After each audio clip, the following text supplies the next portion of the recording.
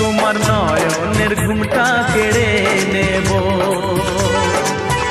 তোমার ঠোঁটের রংটা মুছে দেব। বাঁশরিয়া ওই